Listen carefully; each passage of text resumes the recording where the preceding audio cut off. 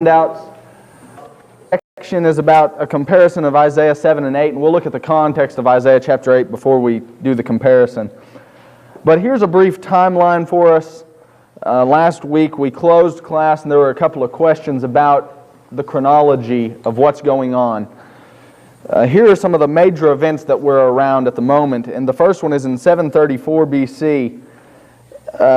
We looked at that last week, and that's where Isaiah speaks to Ahaz, and his whole purpose is to try to get Ahaz not to link up with Assyria.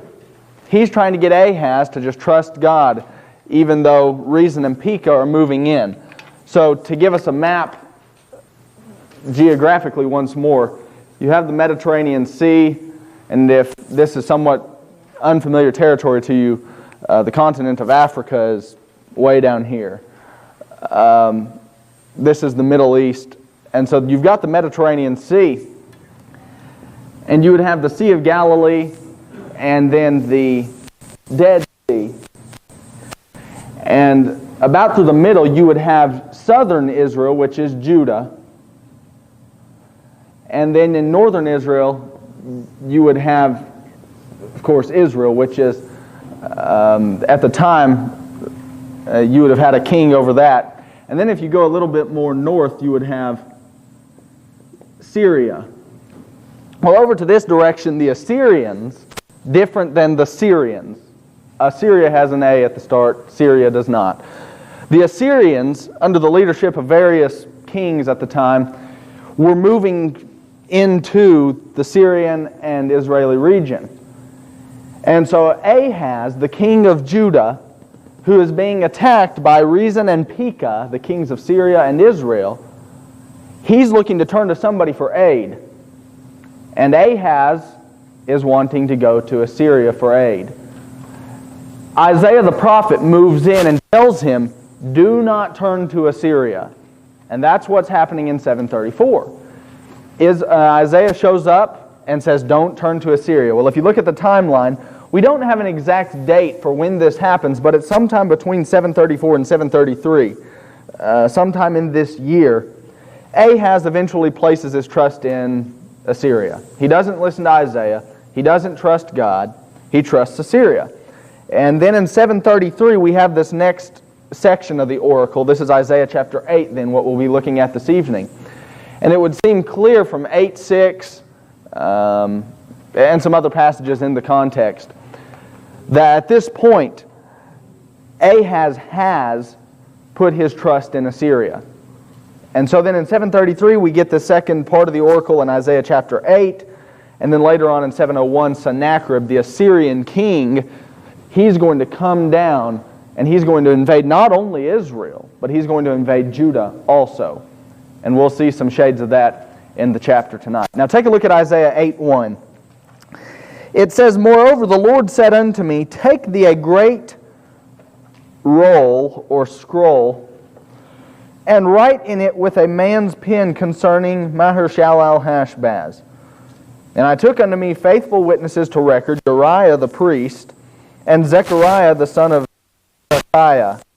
It's unclear, but it's possible that this Zechariah was Ahaz's father-in-law. And you can get that from 2 Kings 16, 10 through 16. It may be the case that he is Ahaz's father-in-law. But anyway, in verse 3, and I went unto the prophetess, this is Isaiah's wife.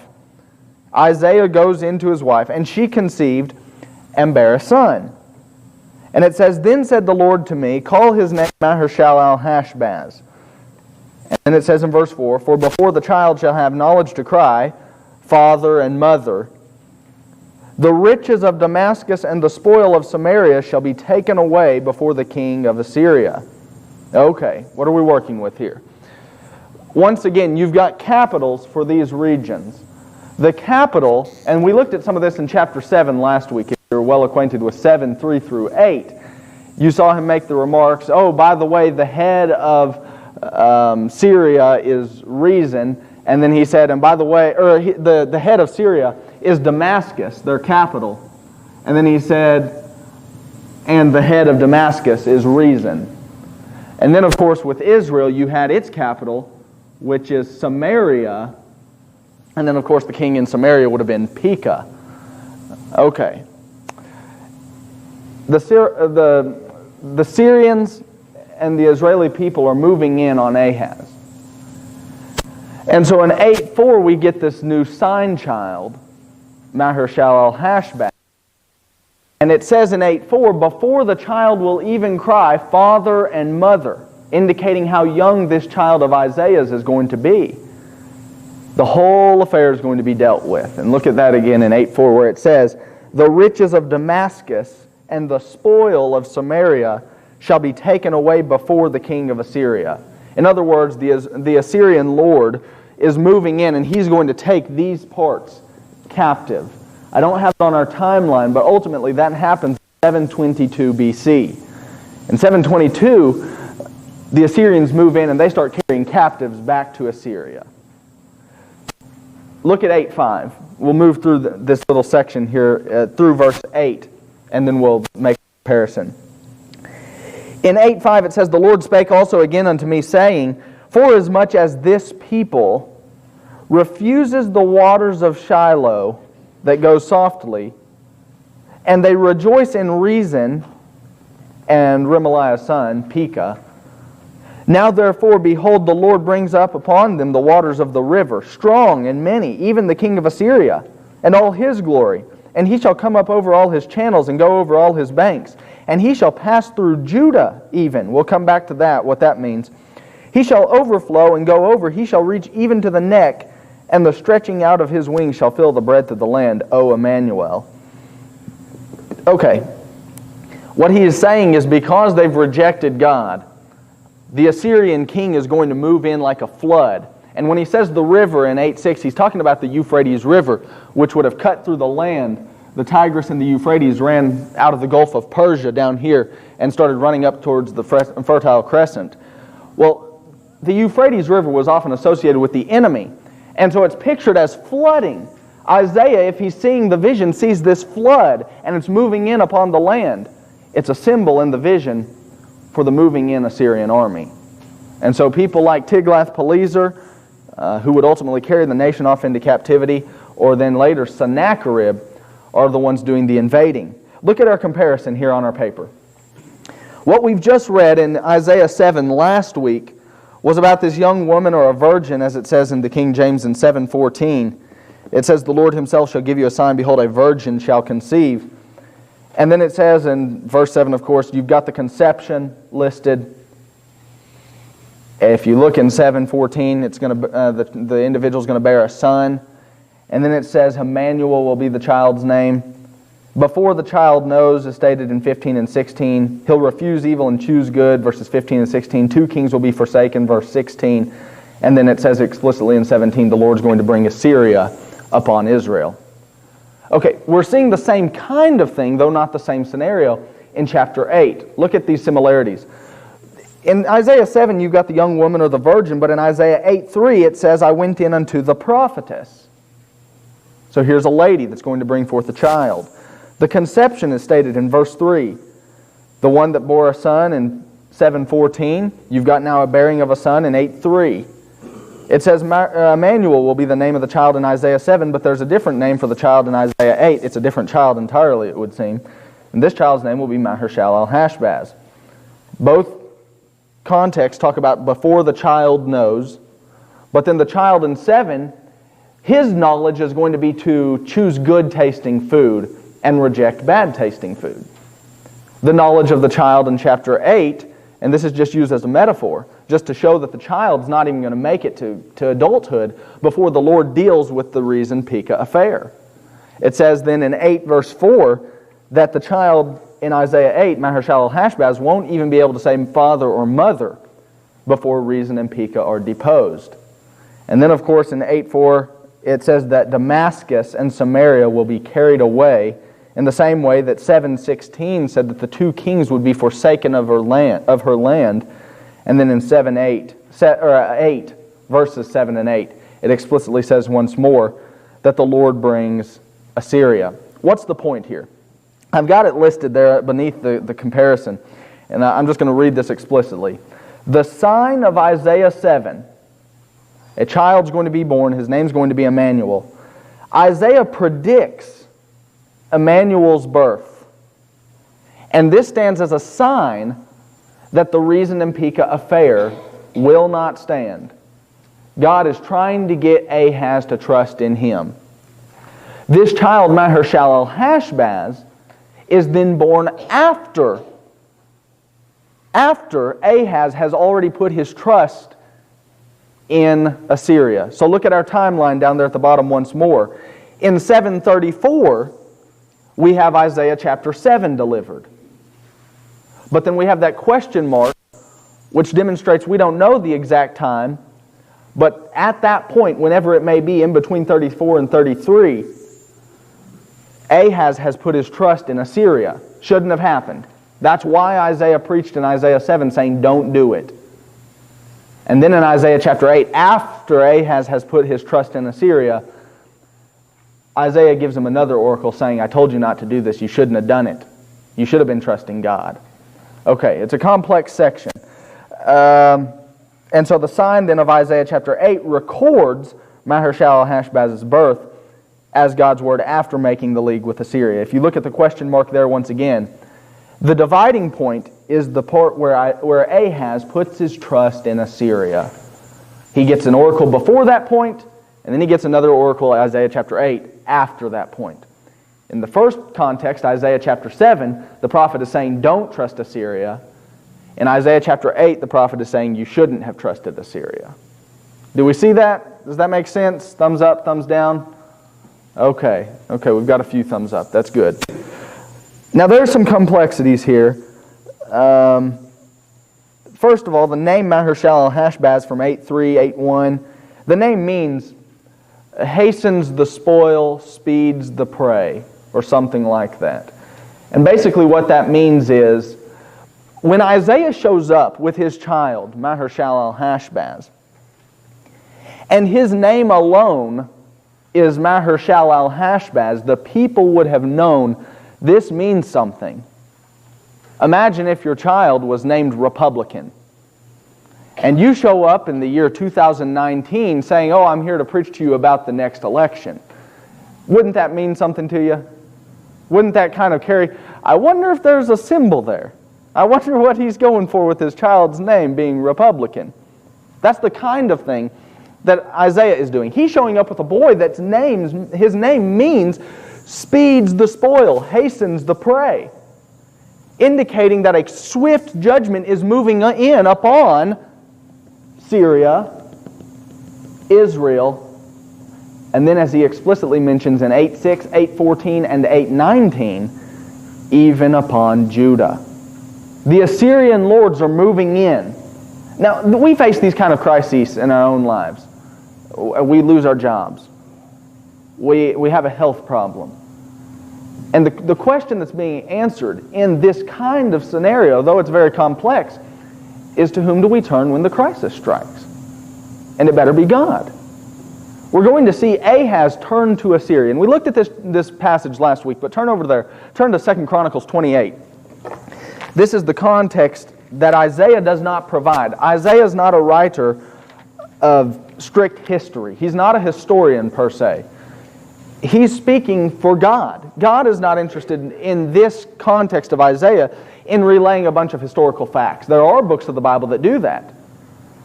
But in this context, Isaiah is interested in teaching to us the truths about God. In order to get the historical section, we've got to go back to the books of the Kings or the Chronicles. And so take a look at 2 Chronicles 28. And whoever's got it, read 28:16.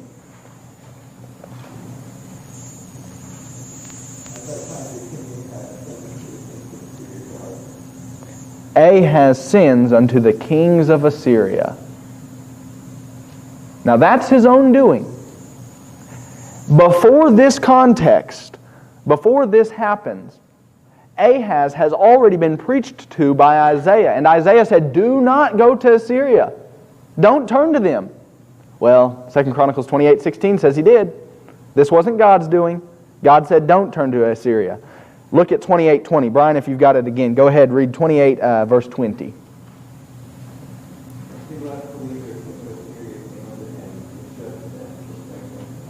Oh, he turned to the king, he turned to Assyria, he turned to Tiglath-Pileser, and he said, we're going to trust Assyria.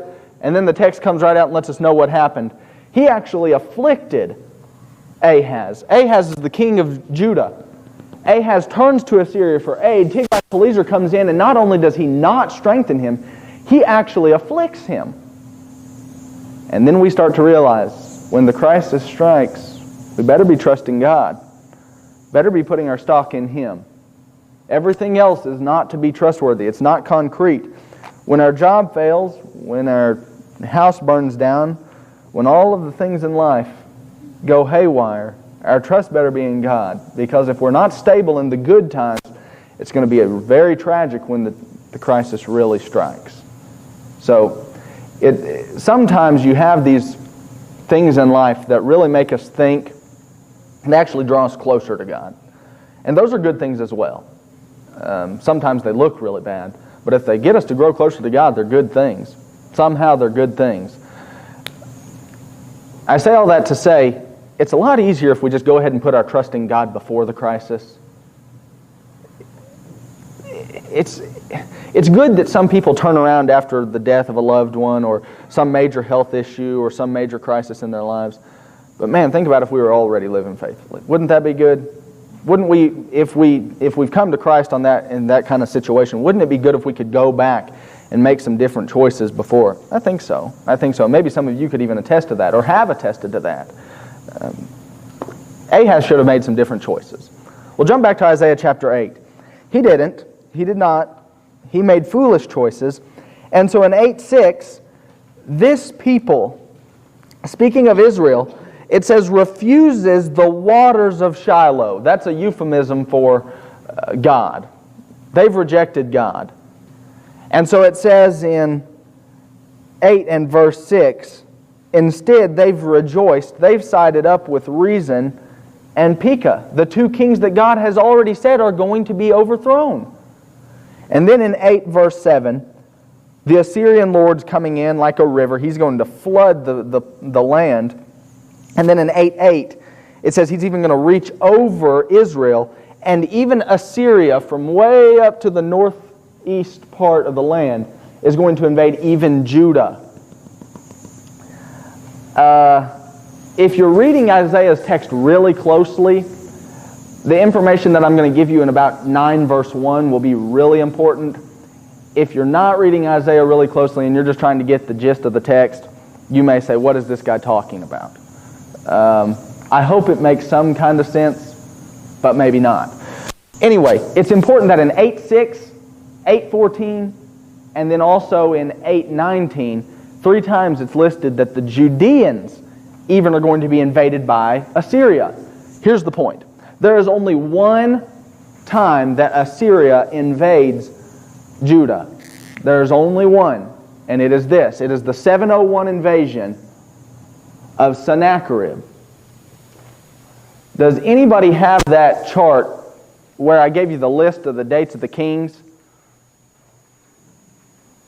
Anybody have it? Maybe not. Okay. Rachel might have it. Nicole, you've got it? Okay. Tell me the dates that I've got listed. I may have put 715 through 686. But for Hezekiah, maybe it's 727, 729 through...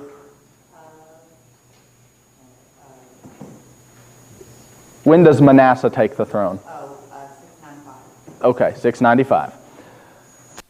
Hezekiah, his reign, and this is fine, I'm not going to get into all the chronological details, but the point is that if Hezekiah reigns we'll work with 729 through 695, or there's an alternative suggestion, and that would be 715 through 686. Either way, Hezekiah is the king of Judah in the year of 701. That makes no significant point at the moment, I understand that. But when we get into 9, 1 through 7, that's going to be important. If there's a Judean invasion from Assyria, and there is, Sennacherib invades in 701, and he invades Judah. He is the king. Sennacherib is the king, as we will later find out in Isaiah 36 through 39. He is the king that is around Jerusalem with the Assyrian army. Hezekiah is the king who then prays and says, Lord, send the death angel, or basically says, give me deliverance. And then the death angel comes in the night and slays the 185,000 Assyrians. That will make some kind of important point when we get to 9:1 through 7. But it is important as we look at Isaiah chapter 8 that the Assyrians are even going to invade, as it says in verse 8, Judah. And we'll come to that a little bit more later. Take a look at the end of verse 8. There are two words. You have the name Emmanuel. And this is a conjunct of two words in the original text. Emmanuel.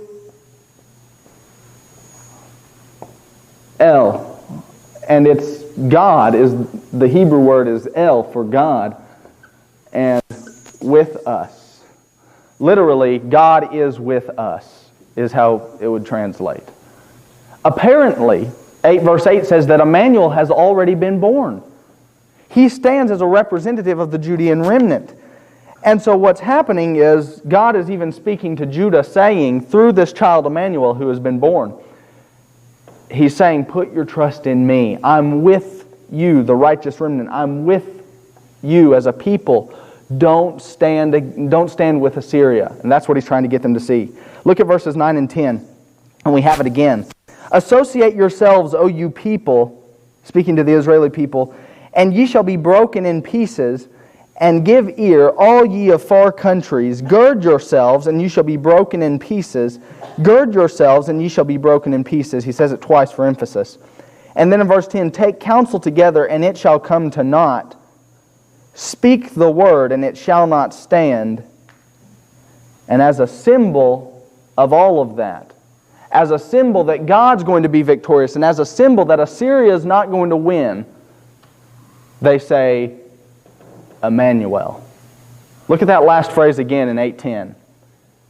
In the original syntax, the word is Emmanuel. What does it mean? God is with us. Why is the remnant to be so sure that they should side with God and receive victory? Well, because this child has been born, just as the prophet has predicted. Isaiah says a child's going to be born, and he's going to do X, Y, and Z. And of course, Ahaz and all the rest are thinking, no, surely not. And then within 2 years' time, before the child's even weaned, these things start to happen exactly as the prophet has said. You know what that does? That validates his message. And now all of a sudden they've got to trust the prophet of God. Isaiah is trustworthy, and he should be the one that's saying, side with God. They should be siding with God. Okay, any questions or comments up through 8:10? Yeah, Clyde. Am I misunderstanding you that you're saying this in verse 8 is somebody besides God? Yes. Because it starts really in verse 5 where it says, the Lord spake unto me again saying, and all those verses down through forever is God speaking to Isaiah. And I'm thinking that, Emmanuel is not somebody but other than God. No, I think it's a child born in Isaiah's day, in Ahaz's day. How would he call him Emmanuel? The same way that, okay, so you've got these different symbol names. Take a look at 8:18. In 8:18, whoever's got it, go ahead and read 8:18. Behold, I and the children whom the Lord hath given me are for signs and wonders in Israel from the Lord of hosts, which dwelleth in Mount Zion. Can we equate Emmanuel with Christ or with God? Yes, I think so, definitely. No, I don't think we can exclusively say it's about Christ. For instance, let me give you some other symbol names that we see. Chapter 7 is referring to Christ. Oh, of that I'm sure, yes. But that it's exclusively the Christ, I don't think so. I think it's a child born as a type or as a model for the coming Messiah. Was he talking about a child? Is he just referring to, hey, God, what God is telling us in Isaiah here in these verses, that God is going to be with us regardless of what happens. Right, and I think he was. And I don't think he refers to another person. He proved it through Yeah, I think so. That's what I gather. So I guess, say once more what you're thinking, I guess, Clyde. That it's referring to what Isaiah is predicting or saying here that's going to happen. It's going to be, God is going to be with us regardless of who's in charge or any other person that's born. Right, I agree with that, yeah. Instead of another person that's been born, another physical being. Okay. Let me give, I'm a little confused, I guess. Yes, ma'am. There is another instance, I'm losing the details. I think it is when God was speaking to Moses. And he said, it was Moses, he was speaking to him and he said, okay, I'm going to give you a sign that this is what the truth is. And the sign is something that happens many years after what God tells us would happen happens. So when we were going through Isaiah 7, it said, okay, well, you don't want a sign? I'm going to give you a sign. Yeah. I'm going to give you a sign that something's going to happen way in the future from this going to prove that what I'm telling you is true. Yes, yes. It's like a parallel in that way. Yes. If that's the case, Emmanuel is more of a symbolism than an actual child being born at this time. Okay. Because Isaiah does have other children, so it's not necessary for Emmanuel to be Isaiah's child and still be able to be her children. Right, I agree. Yes. Yeah. So you've got exactly. Yeah, I think that's right. In 8:18, he says, the children, I and the children which are given me, are signs and wonders in Israel. What I contend for is that you have 4 children, 3 of them explicitly listed by name. The first one is given to us in 7:3, and that is Shear Jashub. Well, why would he name him Shear Jashub? Well, because he's a sign. What does Shear Jashub's name mean? It means a remnant shall be saved. So he uses the child's name as a symbolic act to demonstrate, though there's going to be a major civil war, there's still going to be a certain group of God's people that are saved physically in the affair. The second name we see is in 7:14, and the name is Emmanuel. And Emmanuel is the token meaning God with us. And in the context, he's talking about the righteous remnant. He's talking about the Israeli righteous. He's saying God is with the nation through the medium of the righteous remnant. You have a third name, and that's in 8:3 or 8:1, and that's the name Maher-Shalal-Hash-Baz, and his name means hasten to the spoil, speed to the prey, meaning that there's going to be a quick, rapid, swift judgment moving in from the Assyrians upon the Syro-Ephraimitic conflict.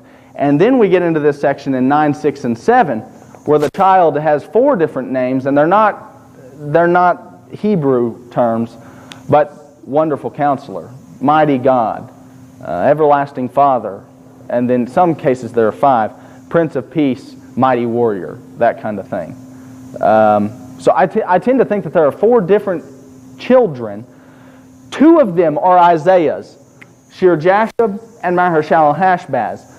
The one in 7:14 is not Isaiah's child. The one in 9, 6, and 7 is not Isaiah's child. But in every case, these 4 names, these distinctions are given as symbols for whatever the nation is experiencing. You have the same kind of thing stated in the Hebrew syntax with the name Emmanuel, where it appears in the book of Judges frequently. And it says, in the context after some kind of war or some kind of judgment, it says Emmanuel. And it's not even a name there. What does it mean? God with us. You know, you can attribute, I think it's some of the confusion, because there's some characteristics spoken of in 7:14 and 9:67 only be attributed to Christ. He's only one virgin birth. Yes, I agree with that. So Yeah. that has to be the cross. And we can conclude that from that. But you could use some attributes of Emmanuel and say, it's after the appointed time. But that's not people are confused. You come into the fact that you have specific attributes that only can be attributed to the Christ. Yeah, yeah. And it's back to Isaiah speaking of it. So it's hard to mentally allow a child to carry those attributes. Yeah, yeah. Because they can. Yeah. There's only one child can be a virgin birth. And Yes, that's yes. what people are but some of the attributes of Emmanuel, some of the attributes of course, the other children, years afterwards. Yeah. What was fixing to happen to Yeah, yeah. I could be totally wrong, but I'm attributing it to an actual child by the name of Emmanuel that meant God was with them, that gave the people of Israel at that time the tangibility to know God was there, that they could see that that child was born, could, have that child in front of them named, because it kind of coincides with what we talked about with the first one there, the big name, when Isaiah took him and what his name meant with his Republican example. We're way beyond our pay grade now. Well, but I just think that it was a child, and his name was Emmanuel, and it was a tangible, physical sign that God was with him. But he wasn't of a virgin birth. No, see, that's what I'm not emphasizing. I'm not emphasizing the immaculate conception and all those things. What I'm saying is my name, when I looked it up one time, meant powerful. So if I were to stand next to Drew and him need, you owed him money, and Powerful's sitting there next to him, then you might want to give him his money because Powerful's standing there. You know what I mean? But I think that's really what it will. I could be wrong, but that's where I'm at anyway. I think you started to talk about it last week just a little bit. We're in verse 15 and 16, talking about the kings that were there, showing that had to be happening in this time period also. We really didn't go into it much. Yes, yes. Let me suggest something. Two things. The first is this. I've got an article here by a professor that I think has it exactly right. If you're interested in a copy of this article, ask me for it later. And it is well beyond our time for the class. I think it's like 30 pages. But it was published in Restoration Quarterly years ago in the 80s. So if you're really that interested, that's, I think, my view. The second thing, let me suggest this. And like I said, we're well beyond our pay grade here. It is not uncommon at all, when examining the contexts and the relationship between the New Testament and the Old Testament, to see an adjustment made in the original syntax. Somebody get Joel 2 for us, and I'll do this by way of example. Somebody get Joel 2:28, and another person get Acts 2 and verse 17, and we'll demonstrate what I mean by this. Joel 2, verse 28 reads, "And it shall come to pass afterward that I will pour out my spirit upon all flesh, and your sons and your daughters shall prophesy, and your old men shall dream dreams, and your young men shall see visions." Okay, what were those first? Read the first three words again. And it shall. Okay, maybe give us about to the first six. And it shall come to pass. Come to pass when? Afterward. Afterward, okay. This is the king's, Yes. When we read this in Joel 2, the word that we see, and this is the Hebrew text, by the way. I'm not going to write all the Hebrew stuff out. But when we look at the Hebrew text, if we translate it into the English, the word is afterward. If you were to take a look at the Greek translation of the Old Testament, the Septuagint, the LXX, the words that they use in the Greek of Joel 2 in the LXX of the Old Testament would be afterward. When you get to Acts chapter 2, whoever's got it, read Acts 2:17 for us. And it shall come to pass in the last days, saith God, I will pour out my spirit upon all flesh, and your sons and your daughters shall prophesy, and your young men shall see visions, and your old men shall dream dreams. we see a completely different thing in the Greek syntax. He's not using the same words that would mean the words afterward, nor does he quote the LXX precisely, which would match up in the Greek text. And does he say afterward?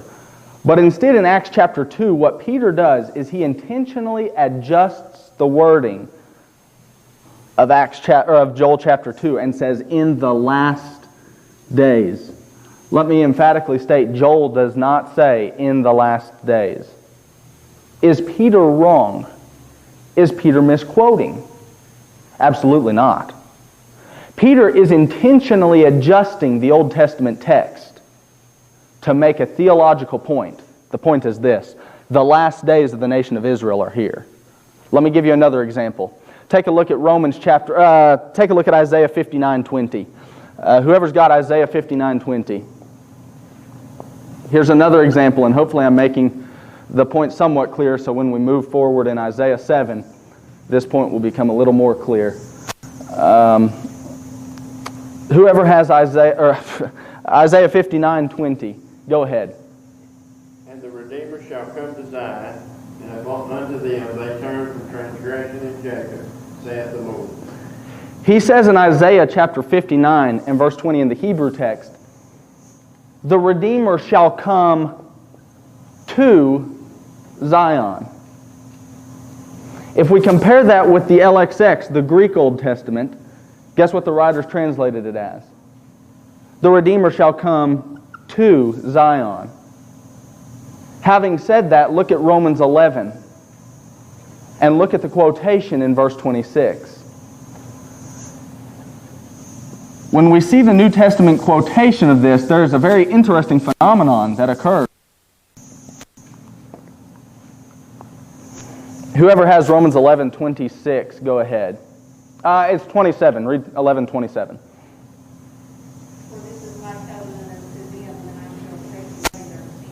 Yeah, it was 26.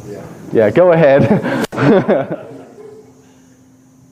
all Israel shall be saved, as it is written, there shall come out of Zion the deliverer, and shall turn away ungodliness from Jacob. Do you recognize the shift there? Two, and then Paul quotes the Old Testament, but he doesn't quote it right. He doesn't say to. He changes it, and he says out of. Why do you think Paul did that? Any ideas? Any thoughts? Say that again. Past tense. Okay, could be. Brian, did you have an idea?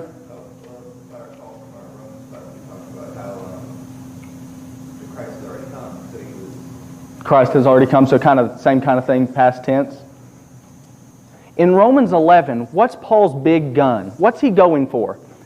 In the context, Paul is trying to get these Gentiles. Look at 11:11. He's talking to the Gentiles.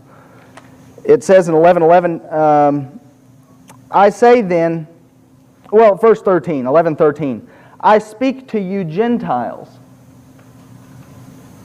Why is he changing the preposition then? Well, take a look at verse 20. Because of unbelief, the Jews were broken off. He's telling them now, don't get high-minded, Gentiles. Your salvation's come through a Jewish Messiah. So the Old Testament is saying the Redeemer is coming to Jerusalem. Paul, in order to make a completely different point, says that our Messiah, whether you like it or not, Gentiles, he's Jewish. He came out of Israel. He came out of Jerusalem. Okay, what I'm going to ask you to do is memorize all of this. And we'll pick up here next week.